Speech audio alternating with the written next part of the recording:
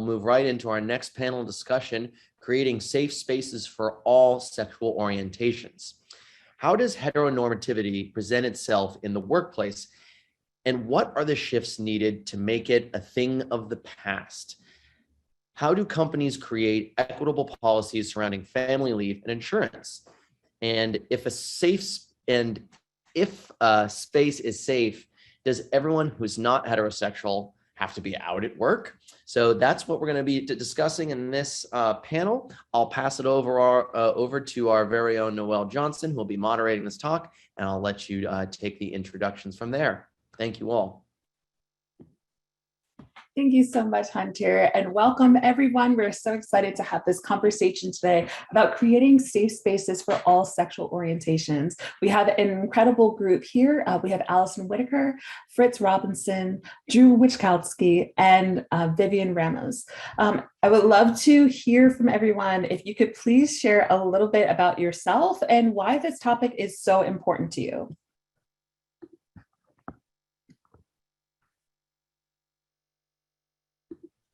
Who's gonna start? I'll start. Let's go. Hey y'all, my name is Drew. My pronouns are they, them. And I'm currently a data scientist working under the engineering intelligence analysis department of Raytheon. I'm chilling out in the desert. As you can see, my niece drew this for me she painted it for me for Christmas, and I love it. But for me, being in a historically conservative just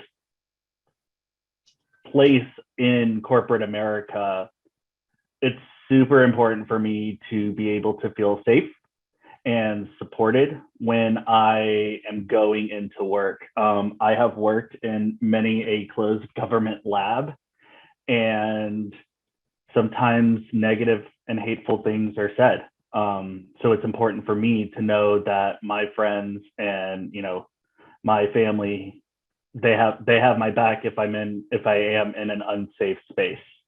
I am outwardly presenting, I am openly queer. I do not hide that. So it's been very important for me to have my community allies specifically have my back in spaces where I was not historically allowed to be in. That's why it's important. Okay. Yes, thank you so much, Drew. And Allison, I think you are next. Yeah, I guess I'll go next. First, I want to say I just love you, Drew. You're like one of my favorite people. So I'm thrilled to be here with you chatting. Okay, so hi, my name's Allison Whitaker. My pronouns are she, her. I'm transgender, lesbian, female, and part Native American. So I check, quite a lot of boxes there. But so I live in Alaska with my girlfriend. I just moved here a few months ago. I did not pull the whole, well, we did do all it, but I did not move up here because of her. I moved up here to actually live out my dream of building a cabin on a lake.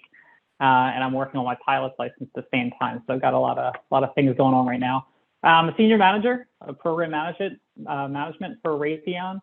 I also do automotive design and construction, and I'm a published photographer, public speaker, and a published best-selling author.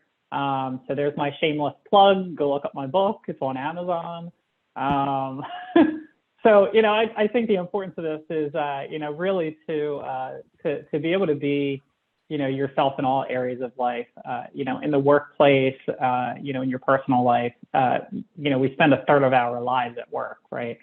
So, so much of who we are translates, and crosses those borders and kind of bleeds from one area to the next and everything. And it's good just to be able to be yourself, to be open, to have conversations, and to accept everybody for their unique perspectives and their unique backgrounds that they bring to the workplace. So I think it makes it a much more interesting world. That we're all made up of varying shapes and colors, and imagine how boring it would be if it wasn't. So I'm just pleased to be here and to chat with everybody. Thank you, Allison. Vivian, I saw you come onto the mic next. All right, so my name is Vivian Ramos. Thank you for having me here. Very excited. Yeah, I'm senior manager in the mission assurance organization at Raytheon Intelligence and Space. I'm an electrical engineer. Been with the company for more than 16 years, doing a variety of things, largely related to hardware type of designs and products and production programs, and that kind of stuff. I am a trans woman. I recently started transitioning at work. I've been transitioning socially since last year. My wife also works at Raytheon, so that's an interesting dynamic because, as I transition at work, my wife kind of does it with me, right? That's one of the main reasons why this is an important topic, and another one is, transitioning late in life, not seeing the inclusive language, the inclusive dynamics, just kind of everybody kind of fits in a bucket, and not being able to be represented in any of those, it just kind of pushes your mindset, further along, right? Where like, maybe I do fit in one of these buckets, and you kind of put yourself in the background. So yeah, that's a very present topic for me. So very happy to be discussing it today. Thank you, Vivian. And finally, Fritz, would love to hear a little bit about more from you. Well, I live in Oklahoma City, and Oklahoma is not a traditional area for inclusiveness, as I'm sure being part of the South, everybody is aware. But I'm pretty lucky because I live in a neighborhood that's very inclusive, very diverse. You see everybody from all different avenues and beliefs, and have been included very, very strongly in our neighborhood. I've been on a couple different boards. I've joined a couple different organizations that I've been part of to help share kind of, what I can bring to the table as well, and bring in a different way than what they're used to seeing. I've always been working in kind of the defense industry now for about 13 years. And I've been pretty lucky. I work in HR, so we're in an area that is kind of inclusive no matter where you're at, just because we have to include candidates who might come from a different location, who come from a different background. So it's a little bit easier for us to feel a lot safer where we're at. And I've had the opportunity to work with a lot of managers from different states, locations, who've been able to kind of share their thoughts, their opinions, and within instant just tell you that, hey, you're included with us. You're part of this group. You're very safe. Please share your life story. A lot of them will ask what's going on, where are you at, are you, and different things, and get to know you. Worked in retail before that. And of course, we know that retail is a very open environment as well. So I've never felt in a place where I couldn't be myself or share who I was. Of course, there was that first 5 years where we're kind of a little questioning. You weren't quite sure who you wanted to be, what you wanted to be. But I was very fortunate to meet people throughout most of my life that were able to say, it's okay, we're going to help you through this process. So it's been a great process. Been with Raytheon for probably about 13 years as well. Worked in a couple different industries, been very fortunate with working with very different teams, all the way from interns, new grads, all the way up to engineers to senior leaders. So I've had the opportunity to meet quite a few different people that have brought very different, backgrounds to that environment. Wonderful. Thank you all so much for sharing a little bit more about your background and why you're so passionate about this topic, and really understanding your unique perspectives, how it really helps round out why this is so pivotal in the way that we develop the way that culture looks for an organization. It's not about somebody being the culture fit, but adapting the culture to fit in these folks. So I love that. And one of the things I want to ask everyone in the group is how being heteronormative, how that sometimes presents itself in the workplace from your experience.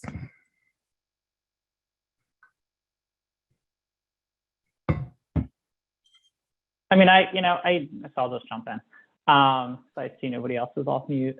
I think I think there's pieces of what Fritz said there, that I really want to echo, and it's that first 5 years of figuring yourself out and stuff. And I know for me, being trans and stuff, I was a guy's guy before, and I fell into that bucket, and then making that switch, I felt like I had to follow some of those more traditional roles, of some of the women that I had seen in the workplace and stuff, until I really just defined who I was in the workplace.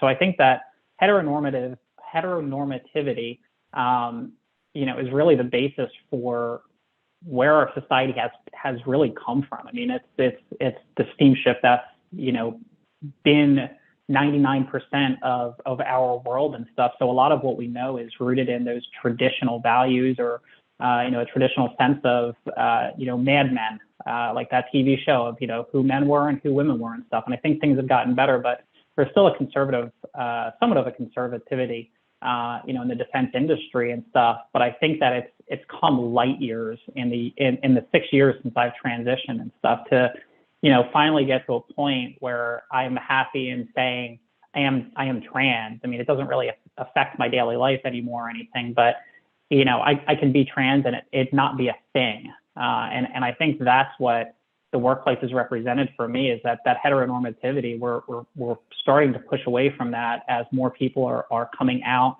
and there's more openness to those people that are out. There's more openness to discussions.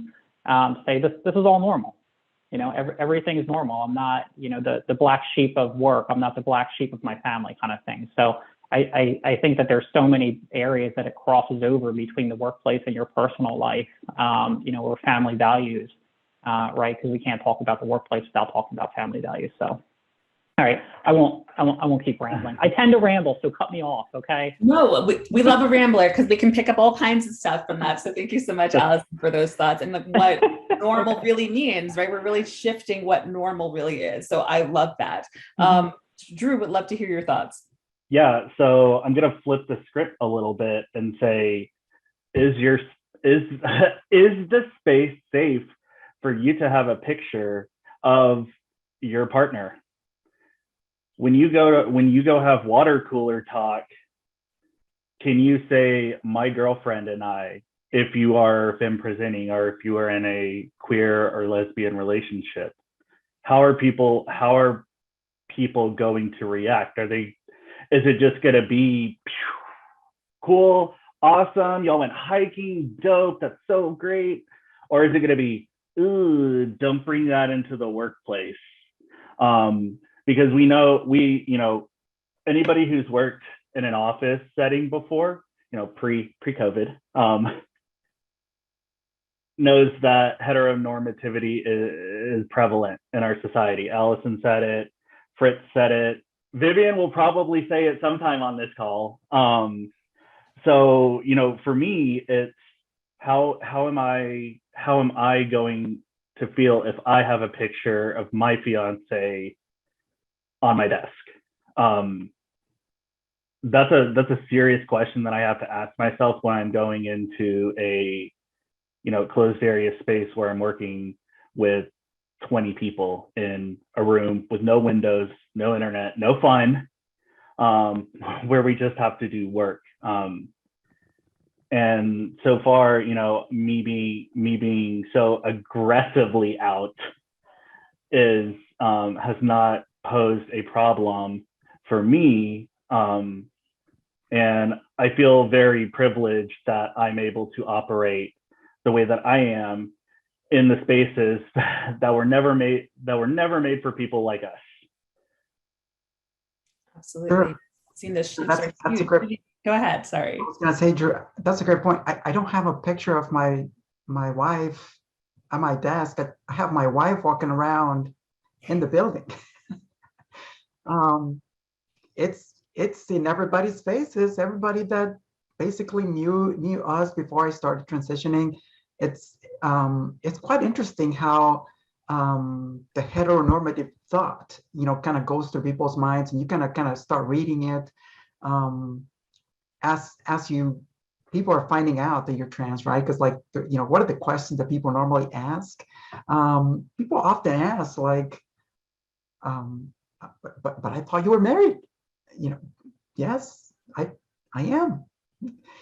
To a woman? Yes, I am married to a woman. It is what it is. It's not it's not that different than other relationships. It's just is. But it is present everywhere, and there's a lot of excuse me. There's a lot of it needs to be normalized, because people, first are not exposed to it as often, may be surprised, but then, as they start seeing how normal things are, they start getting, noticing as part of the normal life, right? Like this is Vivian, and that's her wife. Yeah, I mean, just to further elaborate, I mean, I came from my former employer, a world where I was treated like a science project. A lot of very not good questions. Read more about it in my book. There you go. Second shameless plug. But I faced some of that discrimination, and so I mean, work is work. There's a reason we don't call it playtime or fun time, whatever.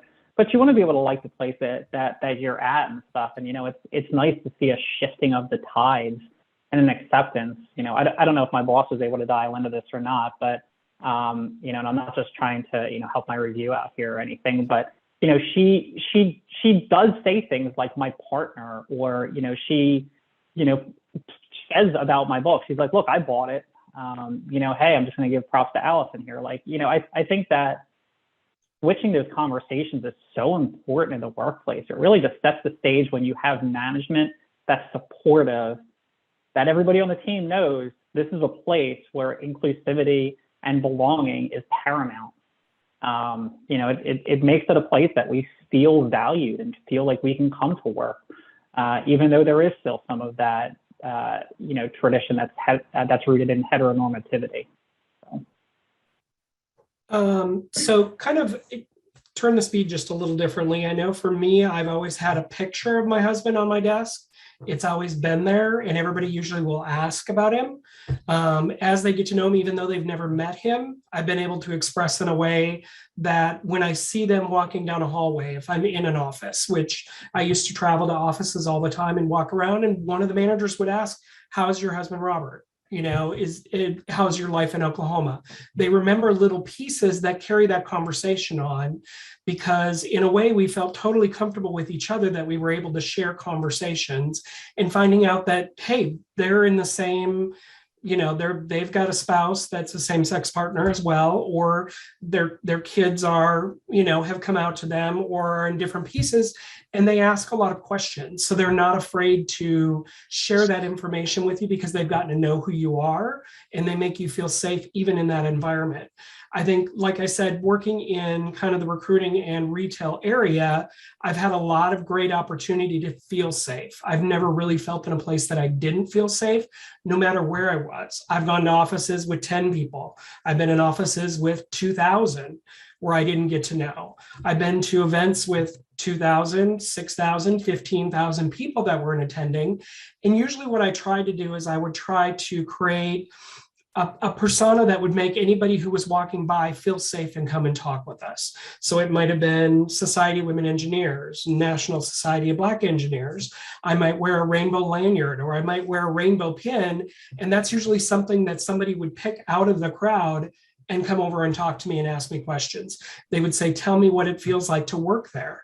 Is there certain locations that are safer than others? And it gives me the opportunity to share my excitement about being able to say, yes, you feel totally safe working in Cedar Rapids, Iowa. You feel like you're being included. You're knowledgeable. You know how to do the job, and people listen to you and take advantage of that background that you can bring to them and the diversity that you bring to their team. So people start thinking outside the box and just getting everybody in a different way. And I think that is a good way to build those teams So that way it kind of keeps filtering out. And if you're in a smaller group in a small room, I've been near a skiff where people come out and they start joking about, what's going on, and they, you realize that they're feeling safe too. So then you feel comfortable and you just keep talking about it. And I just think there's always been a great opportunity for that. Oh, I love to see that. And that also makes me think about this next question when we're focusing on how others make us feel is taking a look at the way that allies can avoid assumptions. So what would you say are some mental shifts that hetero leaders and cis leaders and colleagues can make to avoid assumptions about their colleagues' sexual orientation or their gender? Oof. Oof. I think there's a lot in the language. Go ahead, Viv. Sorry, Play I was gonna say that I think there's a lot in the language. Me particularly, being that I was so deep in the closet for so many years and only recently actually letting myself experience things like that, I'm noticing the language that's non-inclusive and that I used to be using myself, and I still do in a few cases, right? Because it's hard to shift that. It takes practice. It takes a decision to be using inclusive language.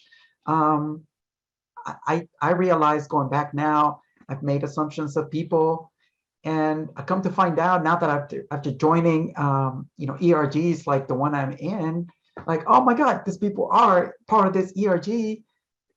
I probably said something that I shouldn't have said some time ago.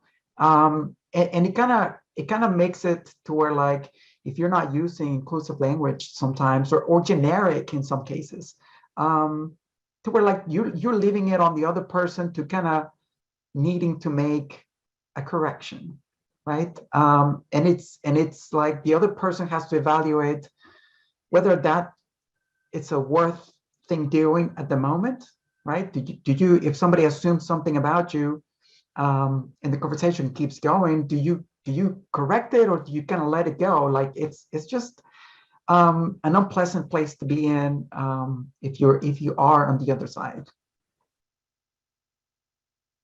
Vivian brings up a really good point though, but I think it's extremely important to call leaders, especially, no, everybody. I think it's important to call out things that are not okay. And that does not have to be done in a disrespectful way. We can, let's say that we have 10 people in a meeting and everybody is cishet white male, and there is me, and it's happened before. My pronouns are not he, him. They are they, them. And you do not get a choice on how you address me in the third person. Whenever a mistake is made, I typically wait until the end of a meeting and then, just calmly say, hey, I don't know if you knew this, but you used the incorrect pronouns for me when you were speaking about, X, Y, Z. I think it's very, very important to respectfully call people out when they are making a mistake. And there are so many ways to do that respectfully. Nobody wants to be embarrassed. And it's embarrassing when we're talking about gender identity and orientation. Like, these are intimate details of us. They're very important on how we identify and how we live our lives as, queer people. So for me, it was, it's always combating the heteronormativity. I'm really good at math. I'm not so good with English, so we're just gonna skip past that. To combat that, it's a very we have to combat that. And for allies, it's also important. It's probably, I would say that it's even more important, because the chances of an ally being in a meeting versus an actual, person of the queer community is probably greater. There are just statistically more straight people in the world then there are queer people. I don't know. We're like, I don't know if y'all seen the graph recently, but like people identifying is like growing exponentially. We're up to like 17% of people identifying not as straight, and I'm here for it. So we're taking over, y'all. But allies are the most important thing for combating the normativity that we are so used to seeing. Outspoken allies. Absolutely. And knowing how to call people out and call people in, because sometimes we'll see an ally ready to jump in because somebody was misgendered and they're not even paying attention to the person that wants to speak for themselves. They may center on themselves, and they might have also just learned this last week, and now they're the subject matter expert and they're saying the wrong things. Like, make sure that we're coming from a place that is, we can meet everybody where they are and make sure that we call them in, that they can do the right thing, but be mindful of the way that we do it, right? His pronouns are she, her. Oh God, stop. All we have to do is have a little bit of empathy. That's it. Like, it's not, I mean, maybe for some people it's really difficult. If we have a little empathy, we can get it done. Absolutely. Well, I mean, it's, to echo what you said about allies and stuff, I mean, it's important that people gain perspective, whether they're part of the community or not. It shouldn't always be the person that's LGBT having to talk about those things. It shouldn't always be the person that's Black having to talk about those things. It shouldn't always be the person that's an immigrant having to talk about those things. This is why conferences like this are so very important to be attended by allies of many communities. When I attend conferences, I typically don't sit in on the sessions that are regarding either transgender concerns or issues, or stories, or lesbian, because I want to gain a different perspective. I want to know about non-binary. I want to know what the next issues are that our community is facing are. I try to engage with our different groups that we have, Asian American and Pacific Islander group, because I don't know much there. I want to be a better leader. Even though I'm an informal leader as a program manager, I don't have any direct reports.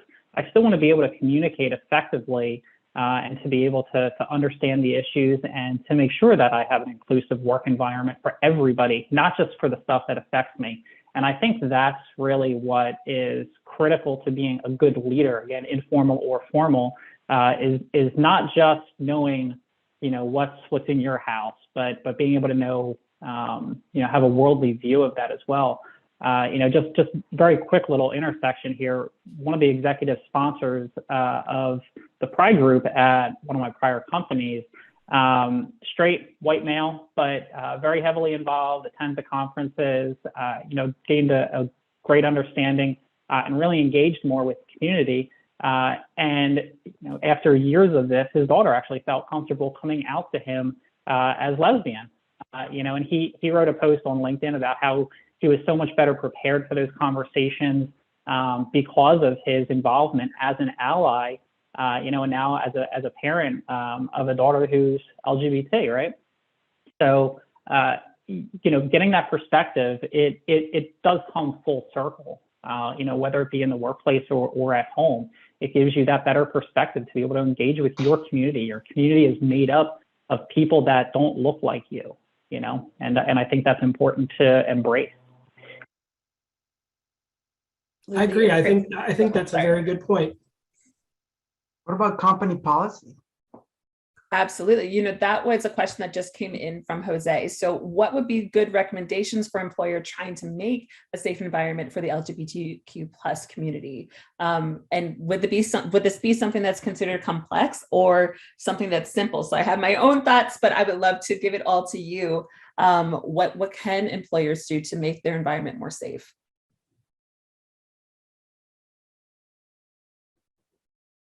I mean, I think that there's multiple areas there. I've worked on, a few different boards, both here and at other companies. Some things are more complex. How do you know that you're doing a good job? How do you measure it? Is the more complex piece. And then there's simple things. Again, inclusive language, partner versus husband and wife, asking about somebody's pronouns, putting your own pronouns into your email signature, putting up the pride background. When you see things like this, it shows that you're an inclusive work environment. It's those small little things that somebody notices. I see them, and it makes me. I see it on a business. My girlfriend and I went out to eat the other day, and they had all the pride banners and stuff out, and I'm like, wow, this is great. I'm in a new state. I'm in a new place. Again, I just moved here to Alaska 3 months ago, and I see, wow, this is an inclusive place. They're covered in pride flags. Other people may just be like, whatever, but to me, I feel something in that. So if I see my leader or my team members doing small things like that, it's those small things that make it easy. Those small steps, like holding the door open for somebody. I compare it to that, right? But the more complex things are, how do we measure it as a company? How are we attracting the right talent? How are we making sure that we have the right policies in place for our employees? Trans healthcare is not as simple as somebody else's. We don't just break our leg. I mean, we do. I mean, I get hurt like everybody else does. I was actually building my cabinets last week, and I cut my leg with my chainsaw. I have 11 stitches. I'm okay. So I do normal things like other people, but there's other things that go into it. And you have to open a dialogue, and you have to move the needle forward on those policies that help your employees, because that's how you create a healthy work environment, and that's how you create an environment that people want to stay. I agree. I think your leaders showing kind of doing those little things that kind of show everybody on their team, or even showing others on other teams, it kind of helps open it up to the point where others start jumping in and start doing the same thing. And you see something that starts out very small could end up blowing into something bigger. And once you get to that point, everybody starts feeling included, and then it starts getting better. Then you can start doing the measuring of success, start building a program that shows that everything is there and adding to that. It doesn't mean going full force into something immediately, because it'll not work if you can't show it internally with your current internal employees and people that you work with. And they have to feel included so they can be the best person that's going to be able to share, hey, once you come work for us, our team is great, the location's great, we feel very included, here's what we're doing internally. And they said, I never knew. And then all of a sudden they start talking, and then you can start doing more visibility outside of that environment, so that way it shows, and then people start seeing it more and more. And I think that's a much better way of getting it out there, is doing it slowly and then growing from there. Absolutely. Vivian? Yeah, no, I agree with all of that. I think setting the example as a leader, right? For inclusivity, I think that's great, and I think it has a huge impact on people. I myself, just my own experience, as the time was getting closer to me transitioning at work, not being able to tell my teammates, my leaders about myself. I found myself at times when I keep things to myself, participate a little bit less, and it's not my personality. My personality is, getting out there, speaking my mind, and I did find myself, kind of secluding myself a little bit in the back of the room, and as I'm transitioning, I can see myself, participating more. I can see myself, taking the lead on things. It's just a change, right? When you feel like you can be yourself with those around you, it's just a completely different feeling, right? Absolutely. And as we're talking about some of like the little things, and it starts to become something more broad, I think it's also important that we take a look at all the different pieces when we're taking a look at what the community is. So this includes some of the less discussed orientations like asexuality and pansexuality and demisexuality and more. So how can companies be inclusive with these and other less visible orientations that we can see in the LGBTQIA community? As somebody who is in the ACERA community, I identify as gray asexual. Go look that up. We don't have time for a history lesson on this. I think it's, for me, I think, one of the most important things is to not sexualize an identity. Yes, my libido is inherently low. That's what gray asexual is. But that does not mean that I am any less of an engineer. I am any less of a scientist. I can do my job well. I do it with passion. When people have said, you don't bring that to work, that inherently, for me, this inherently implies that it is of a set, you are thinking about me in a sexual nature, and it's perversive. And I don't appreciate that. It does not create a safe space. And we're all humans and we make mistakes. But for leaders to be able to ask questions in a safe space also is very important.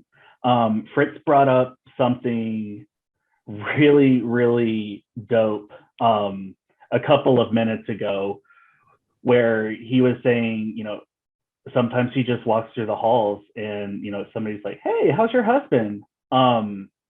Being out and being visible at work automatically creates a safe space for people who may not be out, because they know that there is that inherent community trust built from people who are out and visible, where they know that they could come to you if they're having a question, if they're questioning.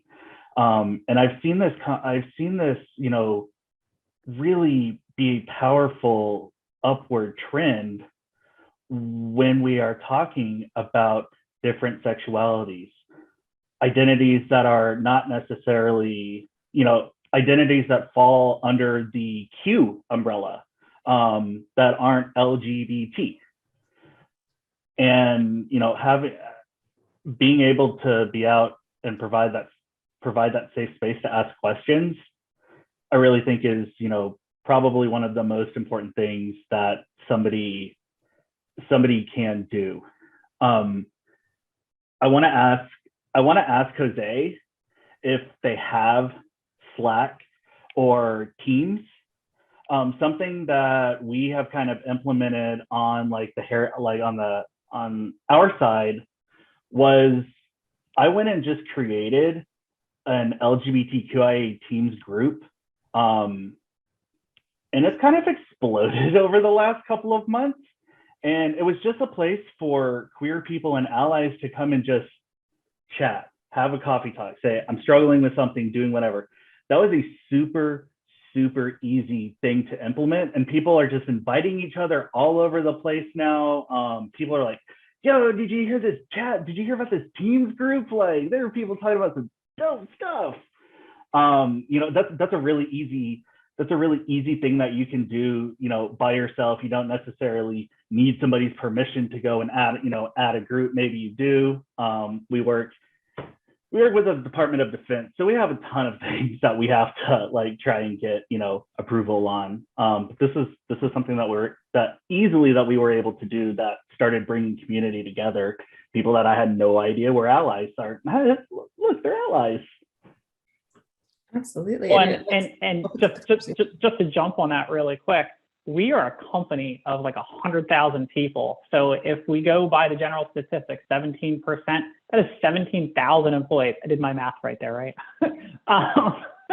So, there is a huge community here. I've worked for small companies, I've worked for large, and there's no perfect balance, I think, but I think that we found for me at least, I found a good place where I feel like home at my team. We do picnics and, things like that and everything, but I also have a community, huge, army, in fact, behind me at this company, that we have people to bounce ideas off of and chat about things with if something pops up, or, just to shoot the shit with. Right. And I think that's powerful. I love Drew.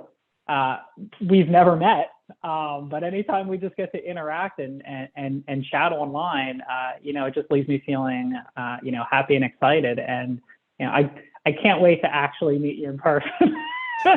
And I know I've said it before, but, this is that community feeling, when you feel like you belong somewhere. It's not just about inclusivity, it's about feeling like you belong. So, okay, I'll stop rambling now. Let you go on. I think Drew, I love the fact that you created a Teams group that allows everybody to chat, talk, get to know each other. I think what that does too is for somebody who might be in a smaller office location who doesn't have that support mechanism there, it is huge. I mean, like I said, I've visited office with 10, 20, 100, and it depends on who's there. And a lot of them don't know where to go. They don't know who to talk to.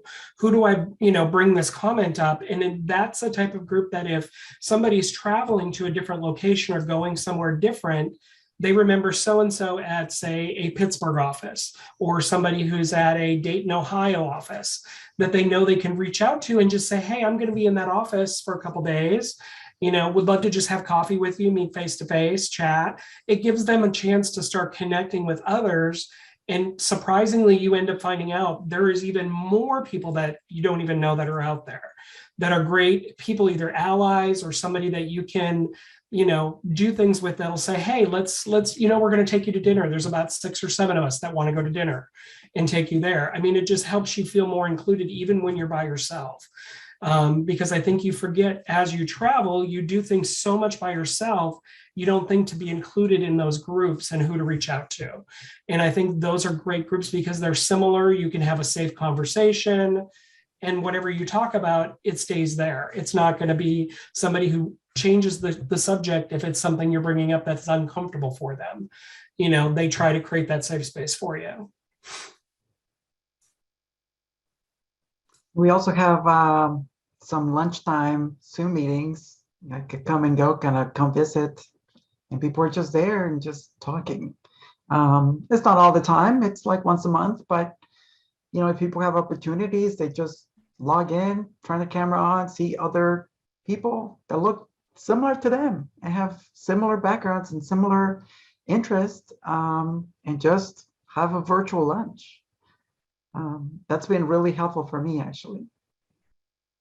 And one of the things I want to hop on to what Drew was saying earlier about being gray and what that looks like, and saying there's not enough time for a history lesson here. I think it's so important that we spend a little bit of time for anything that belongs under that plus, that we do a little bit of research, anything that we don't know. What is Two-Spirit? What does that mean? I can do a little bit of education if I feel overwhelmed with everything that's there. And I might actually find, I might even belong here, or I might know somebody that belongs to this and I just hadn't known because I hadn't done the research. So having an opportunity to do that, you can find yourself and you can find the people that you love and find new ways to support them when we do some more education.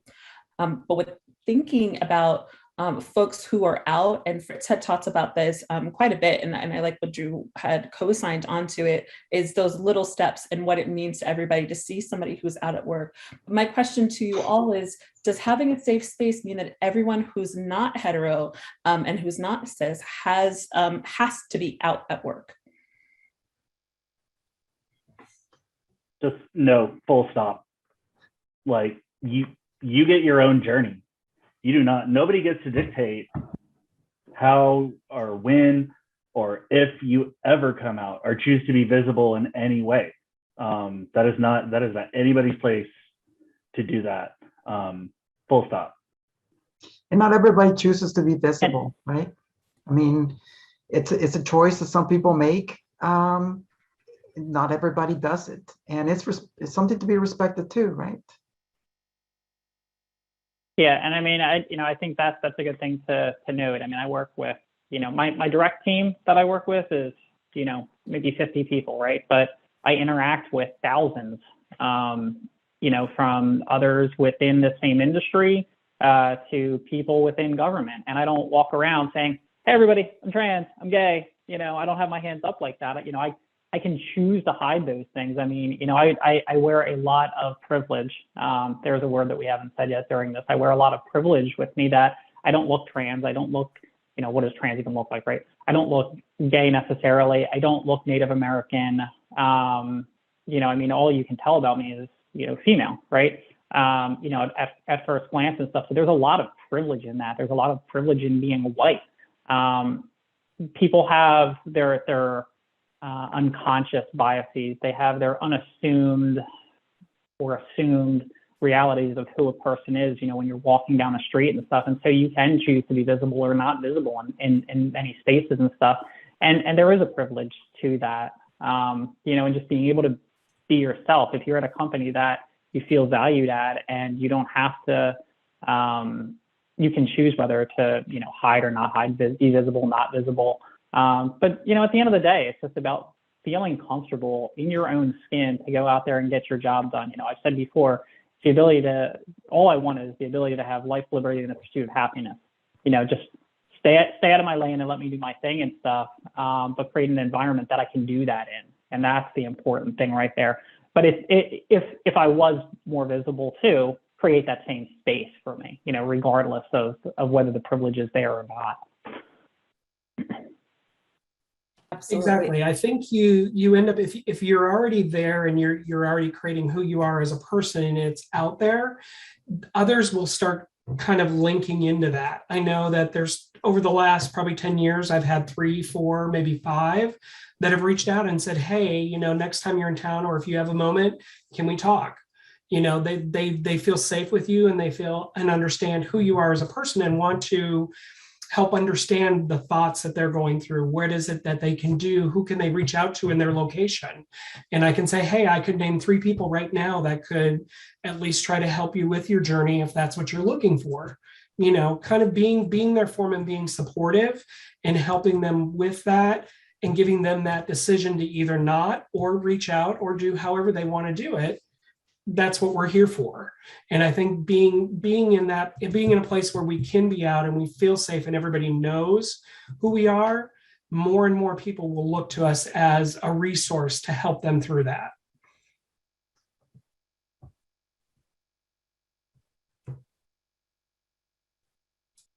Just kidding. And literally, I want to mention. Go ahead. I want to mention just really quick before I forget, since you mentioned resource.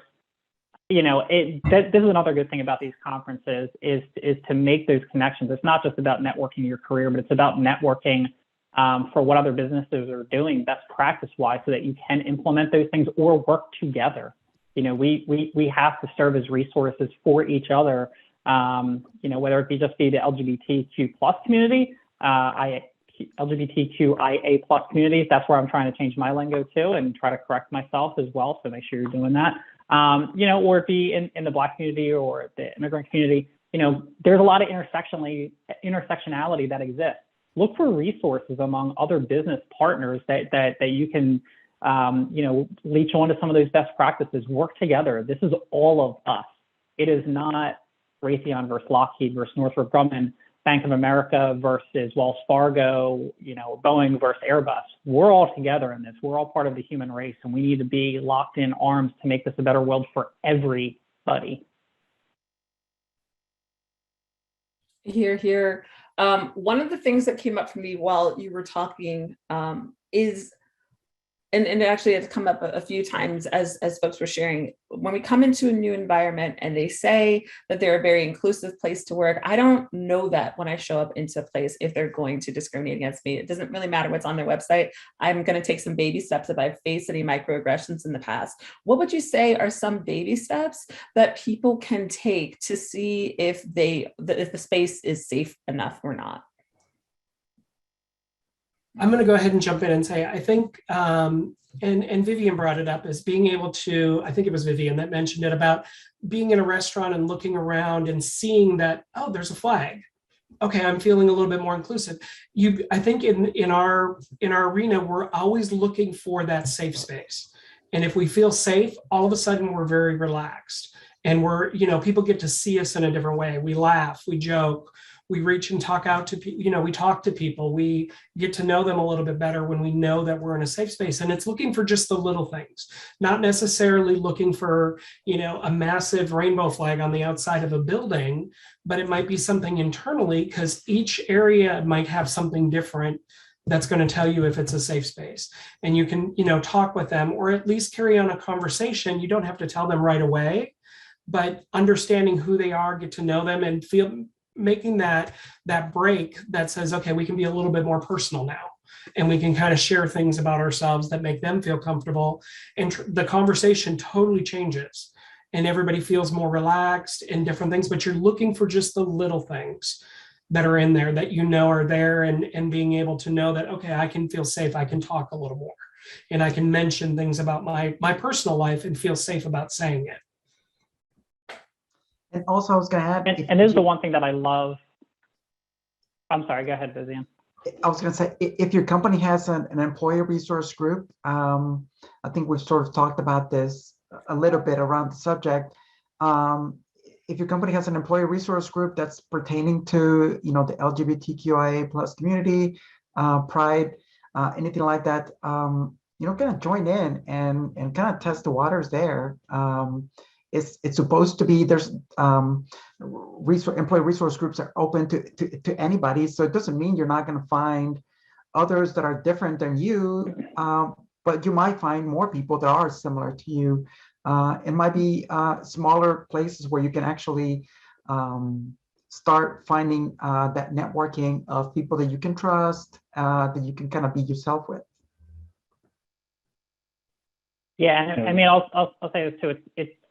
It's critical to have talent acquisition involved in this as well, because, for example, when I came to Raytheon, I've been here 2 years now, just over 2 years. Again, I came from a prior company where I had mixed, emotions there. But one of the conversations I had with my talent acquisition person was, I'm going to put it out there right now, and not that I had to do this, but I'm trans, I'm gay, I'm not hiding it. What's the atmosphere in these locations going to be like? I don't want to go through that same bit of discrimination. And it's important for our talent acquisition people to have that worldly view and to understand what it's going to be like. Because when I came out of the closet 7 years ago, I almost didn't have a choice at that point. I was either, going the mental health route of depression, or I was going to come out of the closet, and I chose to come out. I was like, I might as well give it a shot, right? So I didn't even look around to see what the atmosphere was like. But now that I'm comfortable in my skin, I just know that I don't want to deal with that same kind of discrimination. It's going to exist in pockets, regardless, right? I think that we've seen that through, our politics system here in the last 6 years, right? There's a lot of challenges, but I think that having those conversations with talent acquisition, because they're going to know the different areas, they're going to be able to get you in contact with people that are diversity champions at that location to have conversations. It's important that talent acquisition, can answer some of those questions. So I love that Fritz is involved with this as well. Noel, I had one point on microaggressions. And this is just from my own personal experience. For me, microaggressions are typically stemmed from a lack of education. They may not know. However, I want to make it very clear that it is not my job to educate you. It is not my job to make sure that you get woke. It is your job to be anti-racist. It is your job to be able to educate yourself. Now, to kind of counter that, do I have a PDF that has an ungodly amount of documentation from Out and Equal, from GLAAD, from Trevor Project that are just like hyperlinked URLs? Yes. I come with receipts. Like I will send this to you. It is ready to go if anybody wants it now. I will educate you if you are willing, but it's not my job. When people get educated, I think a lot of microaggressions maybe don't necessarily dissipate, but they start decreasing because people recognize. Go Viv, Yeah, no, Drew, if you send me that, I appreciate it because I might use it. Not that, I'm gonna use it necessarily. I'm sure there's things for me to learn too, but yeah, I mean, I spoke to that a little bit earlier too, is like sometimes things happen and you have to like sit there and determine, do I want to do something about this, right? Microaggression, is this something that, am I going to let go, or is this something that's going to have to be corrected, right? Because it takes an emotional toll too, right? To be correcting everything, educating others. It's not and you're right, Drew. I don't want to be in a position to educate you, and should a company be in a position to educate their employees?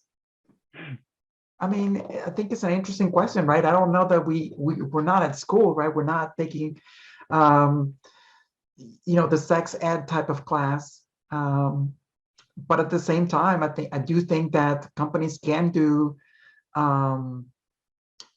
awareness type stuff that can actually bring attention to different things, right? Not necessarily that's a mandatory training, but it is putting out there for people to see and to read and to become accustomed to terminologies, to be accustomed to language and things like that. So.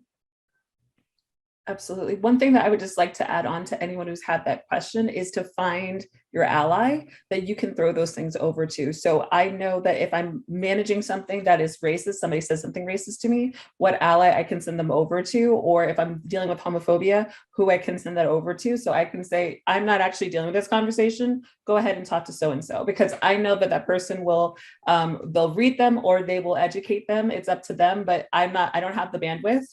So maybe, my ally will be able to manage that for me. And that's what a true ally is able to do, is to be that point person whenever you do need one.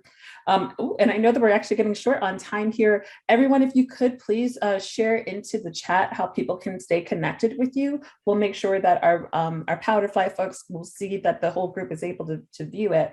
But as we close out, I would love to hear from folks. What are some final tips that you would give to leaders on making sure that they can make their space as safe as possible for everyone in the organization?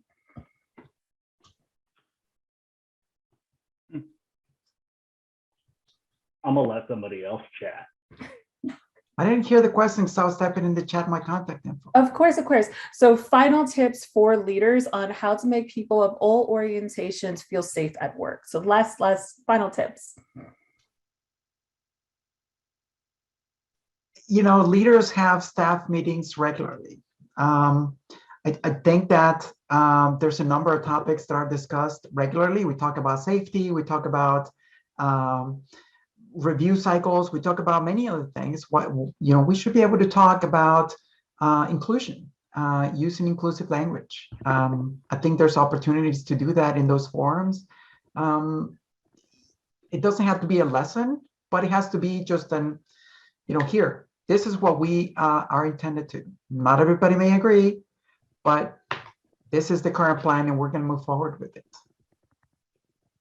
I think when you're having meetings and you're having conversations, is making sure that everybody's included. Sometimes if you're in a group, if 10 or 15 people are in an office, 5 people are online, the 5 people that are online usually feel the ones they sometimes may feel that they're not included. And making sure that you're having those conversations either in person or on the video, but including them all as the same group. So that way, when comments do come up or things that want to be able to be spoken are able to be spoken, and people get to know who you are, instead of just the one person who's on the video call that never gets a chance to say anything because you're not there to yell and scream in the room with the other 15 to 20 people that are yelling and screaming. In a good way, not in a bad way. Love it. And Allison and Drew, love to give you a couple of seconds here, give your final tip. That would be great. I'm going to answer a different question. Surprise. I want to focus on what work still needs to be done. I think that we need more engagement. It kind of answers your question now. We need more engagement from more employees, engagement in more conferences, a focus on intersectionality. People need to, again, I'll renew that call for allyship, in multiple areas. We should all be allies to every different part of the globe, right? Educate ourselves, go to the right conferences, ask the right questions, and engage. We can do it in areas that we're not particularly versed in, and then bring that knowledge back to our teams. I never attend a conference without picking out some information and putting together a presentation to bring information back to share with my team, and then for them to potentially share with their teams, more widely. So I think that that's within all of us as leaders, whether formally or informally, to make sure that we're pushing to educate others. If we feel comfortable to do it. Again, not everybody needs to be out. Not everybody needs to educate each other. But if you have the ability and desire to do that, to create a more inclusive world, then I think that it's our responsibility to do that. Final thought: if you are a leader on this call and you have the ability to find a queer employee, ask them how they feel. Ask them about the pulse of the company. You can get a lot if you are offering a safe space. People will be honest. If you have a safe space with no fear of retaliation, offer that to your employees. Period.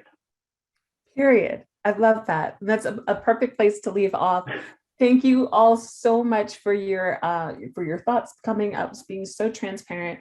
I hope that everyone was able to come away with this feeling more empowered and have some ideas on how they can strengthen the workplace to be as inclusive as possible.